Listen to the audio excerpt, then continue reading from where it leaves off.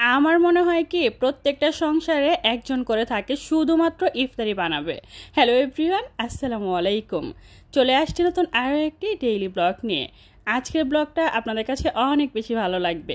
আশা করব পুরো ব্লগ জুড়ে সাথে থাকবেন, আর অবশ্যই একটি লাইক দিয়ে পুরো ব্লগ দেখার অনুরোধ রইল।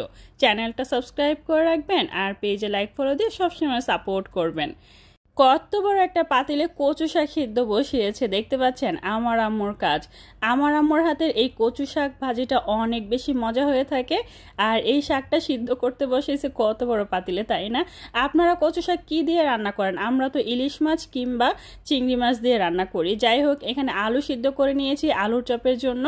আর এই তো ছোলা বুট সিদ্ধ করা ফ্রোজেন ছিল, দেখতেই পাচ্ছেন একদম সফট। সেই সাথে ফ্রোজেন কিছু আইটেম, যেমন চিকেনের যে আইটেমগুলো প্রায় শেষ পর্যায়ে, আরও ছিল ফ্রোজেন ডাল বাটা, মানে ডাল ব্লেন্ড করা ডালের বড়া বানানোর জন্য। আর আমার আম্মু দেখে এখানে চিংড়ি মাছ নিয়েছে। এই চিংড়ি মাছ, তারপরে আরও কিছু চিংড়ি মাছ নুন হলুদ দিয়ে মাখিয়ে রেখেছে। এগুলো দিয়ে কী করবে আমি জানি না। যাই হোক, রান্নার দায়িত্ব শুধুমাত্র আমার আম্মুর, আর ইফতারি বানানোর দায়িত্ব শুধুমাত্র আমার। যাই হোক, এই তো আমি ইফতারির জন্য যা যা দরকার সব কিছু একদম সুন্দরভাবে গুছিয়ে নিয়েছি। মানে প্রসেসিং করা থাকলে না ইফতারিটা বানাতে খুব বেশি ভালো হয়, সহজ লাগে আর কি। আর নাইতে শুধু ঝামেলা লাগে। যাই হোক, এই তো সব কিছু একদম সুন্দর করে গুছিয়ে নিয়েছি, আপনাদের সাথে পুরোটা শেয়ার করবো অবশ্য। তো এই তো দেখতেই পাচ্ছেন একদম কোটাকাটি বাটাবাটি সব ঝামেলা শেষ। এবার শুধু বানাবো আর ভাজবো। তো আমি যেটা করছি, একটা ফ্রাই প্যানে তেল গরম করে নিয়েছি, দেখতেই পাচ্ছেন।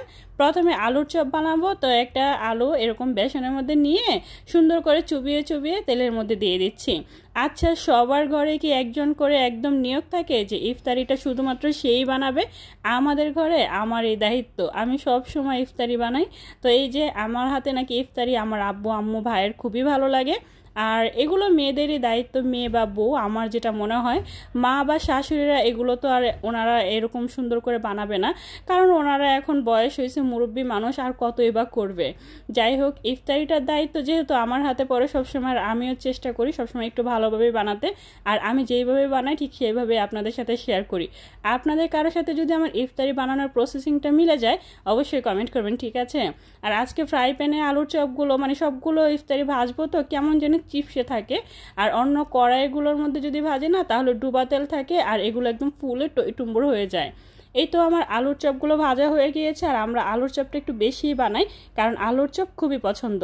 সেই সাথে বেগুনি বানিয়ে নিচ্ছি, বেগুনিগুলো একদম চিপসে আছে, কারণ ওই যে ডুবা তেলের মধ্যে ভাজি নাই তাই। যাই হোক, এখানে বেগুনি বানিয়ে নিয়েছি, বেগুনি খুব বেশি একটা ভালো লাগে না, যাই হোক তাও 5টা বানিয়ে নিয়েছি। সেই সাথে ডিম চপ, ডিম চপটা এই রমজানে আজকে প্রথম বানিয়েছি, কারণ ডিম চপ এখন পর্যন্ত বানানো হয় নাই। এই তো ডিম চপগুলো আমি এভাবে ভেজে নিচ্ছি। আসলে ওই যে বললাম তো, ডুবা তেলে ভাজা হয় না, এদিকে প্রত্যেকটা জিনিস কেমন জানি দেখা যাচ্ছে। যেমনই হোক, এই একই পেটে যাবে, আর এত সুন্দর করে কি করব। যাই হোক, এই যে আলুর চপগুলো আমি সুন্দর করে ভেজে নিচ্ছি, সরি ডিম চপ এগুলো। তো আমি এটার মধ্যে উঠিয়ে নিলে হয় কি, তেলগুলো সুন্দর করে ঝরে যায়, খুব বেশি একটা তেল লাগে না। তো এই তো এভাবে করে তুলে এবার আমি যেটা করব, ডালের বড়াগুলো ভেজে নিব। আজকে ডালের বড়াগুলো একদম ছোট ছোট করে পুরো ফ্রাই প্যান জুড়ে দিয়ে দিচ্ছি, একবারই ভেজে নিব। সারাদিন রোজা রাখার পর না ইফতারির আগ মুহূর্তে ইচ্ছেই করে না এই ইফতারিগুলো বানাই, এতক্ষণ দাঁড়িয়ে থেকে থেকে রান্না করতে একদম বিরক্ত লাগে, তারপরও করতে হবে, রমজান মাস বলে কথা। তো এই যে আমি এখন ডালের বড়াগুলো সুন্দর করে ভেজে নিচ্ছি। আর ডালের বড়াগুলো না একটু মুচমুচো করেই ভাজি, আমাদের কাছে খুবই ভালো লাগে। আমাদের বাসায় সবচেয়ে বেশি তৈরি করা হয় আলুর চপ। আলুর চপ আমার আর আমার ভাইয়ের খুবই পছন্দ, আর পেঁয়াজি হচ্ছে আমার আম্মুর পছন্দ। যাই হোক, এই তো আমি সবগুলো পেঁয়াজি সুন্দর করে বানিয়ে নিচ্ছি। আমাদের বাসায় যে ইফতারিগুলো বানানো হয়, অন্যান্য বাসায় অনেক বেশি মানুষ থাকলে এতগুলো বানানো হয়, আমরা মাত্র 4 জন, তারপর অনেক বেশি ইফতারি বানানো হয়, কারণ আমরা শুধুমাত্র ইফতারিটাই করি। এই ভাজা পোড়া জিনিস আমাদের খুবই পছন্দ, মানে আমরা সবাই ঝাল খোর এক কথায় বলতে গেলে। মিষ্টি আইটেম আমাদের একদমই ভালো লাগে না, ফল আইটেমও ভালো লাগে না। যাই হোক, পেঁয়াজি ভাজা শেষ, এবার চিকেন আইটেম কিছু ছিল, তো ওইগুলো আমি ভেজে নিচ্ছি। আমাদের 4 জনের জন্য 4টা চিকেন পিস, সেই সাথে চিকেন চাপ পিসও, মানে 4টাই ভেজে নিচ্ছি, খুব বেশি একটা ভাজবো না, চিকেন খেতে খেতে আর ভালো লাগে না চিকেন খেতে।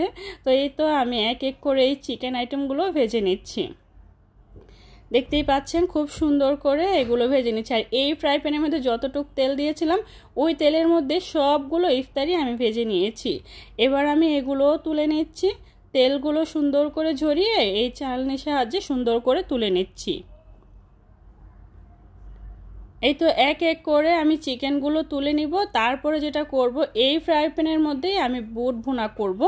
তো এখন আমি যেটা করব, এগুলো তুলে এই ফ্রাই প্যানের মধ্যে পেঁয়াজ কুচি সুন্দর করে ভেজে নিয়েছি। আর বুটের যে পাত্র, ওইটার মধ্যে আমি সব ধরনের মশলা, আদা রসুন সব কিছু একসাথে দিয়ে একদম সুন্দর করে কষিয়ে নিচ্ছি। মানে যত তাড়াতাড়ি রান্না করা যায়, যত সহজভাবে, ব্যাপারটা হয়েছে এরকম। এই যে ছোলা বুটের মধ্যে একটু আলু দিলে ভালো হয়, আজকেও আলু দিতে ভুলে গেছি। ব্যাপারটা হয়েছে এরকম, সবসময় একটা না একটা ভুলতেই হবে আমার। আর এই তো ইফতারির আগ মুহূর্তে পেঁয়াজ, কাঁচামরিচ, ধনিয়া পাতা কুচি, পুদিনা পাতা কুচি, সরিষার তেল, লবণ দিয়ে সুন্দর করে কষলে নিব। আর এই তো ছোলা বুট দিব, তারপরে পেঁয়াজি, আলুর চপ, বেগুনি যা যা আছে সব কিছু একটু একটু করে ভেঙে দিয়ে তারপরে মুড়ি মাখাবো, আর কিছুটা আস্ত থাকবে। সেই সাথে ছিল জিলাপি। আর এই তো প্লেট সাজিয়ে নিয়েছি। আর ভীষণ মজার একটা ফলের শরবত। আচ্ছা, এরকম ফলের শরবত আপনাদের কাছে কেমন লাগে? আমার কাছে না একদমই ভালো লাগে না, লেবুর শরবতটা আমার কাছে সবচেয়ে বেশি বেস্ট লাগে। এই তো ইফতারির আগ মুহূর্তে সুন্দর করে প্লেট সাজিয়ে একটা বড় করে মোনাজাত ধরবেন, দেখবেন সুন্দর করে আজান দিয়ে দিয়েছে। আচ্ছা, ভিডিওটা কেমন লাগছে কমেন্ট করে জানাতে ভুলবেন না, ঠিক আছে? ভালো লাগলে লাইক কমেন্ট শেয়ার করে দিবেন, চ্যানেলটা সাবস্ক্রাইব করে রাখবেন, আর পেজে লাইক ফলো দিয়ে সবসময় সাপোর্ট করবেন। সবাই ভালো থাকবেন, সুস্থ থাকবেন। আল্লাহ হাফেজ।